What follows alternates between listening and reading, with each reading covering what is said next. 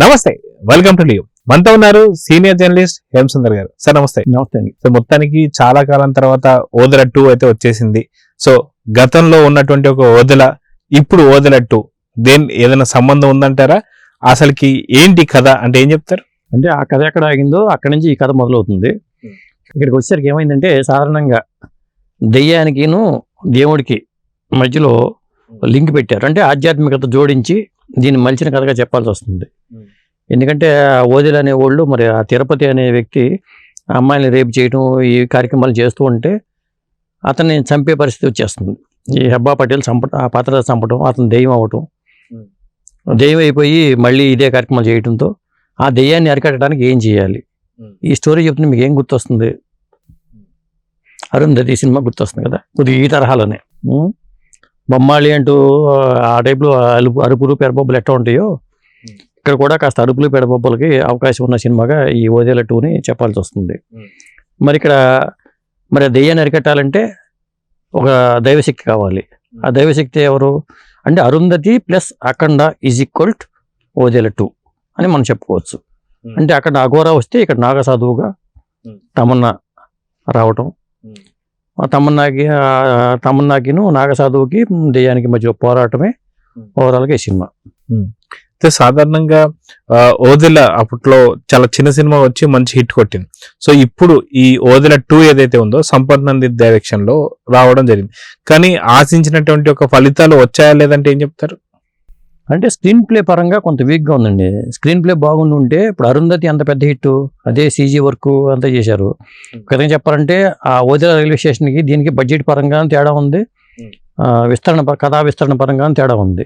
అంటే దీన్ని ఒక పెద్ద పాన్ ఇండియా స్థాయిలో తీసుకెళ్దాం, ఇప్పుడు ఉన్న పరిస్థితుల్లో ఇలాంటి కథలు వర్కౌట్ అవుతాయి అని వాళ్ళు ఆలోచించుకున్నారు. కానీ స్క్రీన్ ప్లే మీద కాస్త ఫోకస్ పెట్టుంటే బాగుండేది. ఇక్కడ ఏమవుతుందంటే కొన్ని లాజిక్ లేని సన్నివేశాలు కొన్ని, మరి తమన్నా కొన్ని సందర్భ సన్నివేశాల్లో కొద్ది ఓవర్ యాక్షన్ లాగా కనిపించడం, తమన్నా పాత్ర, ఈ తరహా ఎలిమెంట్స్ అన్ని ఈ సినిమాలో ఎక్కువ ఉన్నాయి. అందువల్ల ఈ సినిమా వాళ్ళు అనుకున్న రేంజ్కి వెళ్ళటంలో కొద్ది ముందు వెనకడికి వేసిందని చెప్పాల్సి వస్తుంది. కొద్దిగా ముందుకు వెళ్ళాల్సిన పోయి కొద్దిగా వెనకడికి వేయటం వల్ల ఈ సినిమా మీద నెగిటివ్ ఇంపాక్ట్ కొంత పడింది. కొంతమందికి అయితే పూర్తిగా ఇది అసలు నిరుత్సాహపరిచిందని చెప్పాలి కొంతమందిని. కొంతమంది అయితే పర్లేదు, ఎందుకంటే కొంతమంది ఈ తరహా సినిమాలు, హారర్ జోన్ సినిమాలు కొంతమందికి ఇష్టం ఉంటుంది కాబట్టి వాళ్ళకి ఏంటంటే పర్లేదు అనేలాగా ఉంది. ఓవరాల్గా చెప్పాలంటే స్క్రీన్ ప్లేనే ఈ సినిమాకి మైనస్. అలాగే ప్లస్ అయిన సన్నివేశాలు కూడా కొన్ని ఉన్నాయి. దాంతో ఇది కొంత మిక్స్డ్ టాక్ తెచ్చుకోవడం అనేది జరిగిందండి. మరీ ఇది నిరుత్సాహపరిచే సినిమా అయితే కాదు, కొంత మిక్స్డ్ టాక్ అయితే ఉంది. సాధారణంగా ఇలాంటి సినిమాలకంటూ సపరేట్ ఫ్యాన్ ఫాలోయింగ్ ఉంటుంది. సో ఆ ఫ్యాన్ ఫాలోయింగ్ ఉన్నటువంటి ఒక ప్రేక్షకులకి ఈ సినిమా మంచి ఫీస్ట్ అనుకోవచ్చు అంటారు? అంటే ఉంటుంది, కానీ అంటే మిల్కీ బ్యూటీ తమన్నాని ఈ తరహా పాత్రలు చూపించడం కొంత, అంటే తమన్నా మీద ఎక్స్పెక్టేషన్తో కూడా కొంతమంది వచ్చారు. అరుంధతిగా అనుష్క మెప్పించిన తీరు వేరు, నాగసాధు పాత్రలో తమన్నా మెప్పించిన తీరు వేరు. తమన్నా లాంటి నటికి మంచి డ్యాన్సులు లేదా ఇంకోటో అట్లా ఉంటే అది వేరే రేంజ్లో వెళ్తుంది.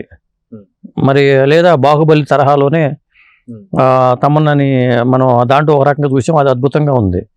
కానీ ఇక్కడికి వచ్చేసరికి నాగసాధువుగా కనిపించడం అనేది, ఆ పాత్ర వరకు ఆవిడ న్యాయం చేసినా కానీ అక్కడక్కడ లోపాలు కనిపించడం వల్ల సినిమా అనుకున్న రీచ్కి రాలా. అయితే తమన్నా ఎవరైతే ఉన్నారో గతంలో కూడా చాలా సినిమాలు చూసాం. సో తమన్నాకి ఈ సినిమా ఒక మైల్ స్టోన్ గా నిలబడబోతుంది అంటారు. ఎందుకంటే గతంలో ఎప్పుడు కూడా ఇలాంటి పాత్రలు చేసినటువంటి సందర్భాలు లేవు.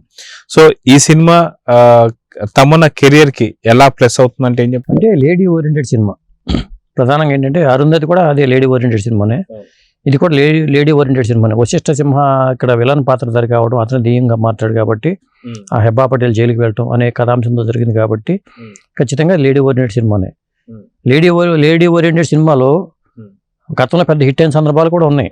ఇప్పుడు కొంతమంది విజయశాంతి కావచ్చు, లేకపోతే అలా ఆ కోవలో చాలా మంది నటీమణులు మెప్పించారు. ఆ తర్వాత అదే కోవలో తర్వాత వాళ్ళతో కూడా కొన్ని సినిమాలు వచ్చినాయి. ఇప్పుడు అనుష్కతో అరుంధతి హిట్ అయిన తర్వాత ఆ కోవలో చాలా సినిమాలు వచ్చినాయి. మరి తమన్నాకి ఇది హిట్ అయి ఉంటే అలాగే ఇంకో 2-3 సినిమాలు ఈ తరహాలో ఆ పాత్ర ఎస్టాబ్లిష్ అవడానికి తగ్గట్టుగా పనికి వచ్చేది. లేదా ఈ సినిమాని సీక్వెల్ చేస్తే మళ్ళీ తమన్నా లాంటి వాళ్ళే తప్ప మరో మార్గం లేదు. అదే అండి.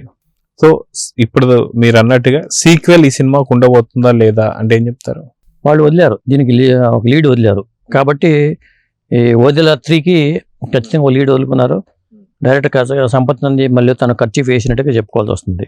ఎందుకంటే సంపత్ నంది డైరెక్షన్లో ఈ సినిమా వచ్చింది కాబట్టి ఖచ్చితంగా హిట్ అయి ఉంటే ఆ 3కి ఇంకా ఇదై ఉండేది. ఒక విధంగా ఓదెల రైల్వే స్టేషన్ పరంగా ఆ సినిమాకి అది పర్లేదు అనిపించిన సినిమా. దానికి అనుకూలంగా తీసుకొచ్చి దీన్ని ఆ మెట్టిక్కి ఇచ్చేద్దామని అనుకున్న ప్రయత్నంలో కొంత బెడిసి కొట్టిందని చెప్పాలి.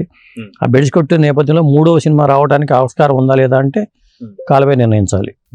సో మొత్తానికి ఈ సినిమా ఒక్క మాటలో చెప్పాలంటే ఈ సినిమా గురించి మీరు ఏం చెప్తారు? అంటే బీజిఎం పరంగా అజనీష్ లోక్నాథ్ మంచి మాటలు కొట్టేశాడండి. ఇతర పాత్రల పరంగా హెబ్బా పటేల్ కానీ వశిష్ఠ సింహ కానీ అందరూ బాగా నటించారు. నటుల పరంగా చెప్పాలంటే లోపాలు ఏమీ లేవు. కాకపోతే స్క్రీన్ ప్లే పరంగా చిన్న డిఫెక్ట్ కానీ డైలాగుల పరంగా అంత కేర్ తీసుకోకపోవడం కానీ అరుపులు పెడబబ్బలతో హంగామా చేసిస్తే సినిమా హిట్ అయిపోతుంది అనుకునే భ్రమలోనే చేసినట్టుగా అనిపించింది నాకైతే. సో మొత్తానికి ఈ సినిమాకి మీరు ఇచ్చేటువంటి రేటింగ్ ఏంటంటే? 5కి 2.5 ఇస్తాను నేను. 5కి 2.5. సో చూద్దాం సార్, మొత్తానికి ఓదెల సీక్వెల్ ఉంటుందా లేదా అనేది మాత్రం ఈ 2-3 రోజులు ఎలా ఆడుతుంది ఏంటి దాని మీద బేస్ అయింది. సో చూద్దాం ఏం జరగబోతుందో. నమస్తే. నమస్తే అండి.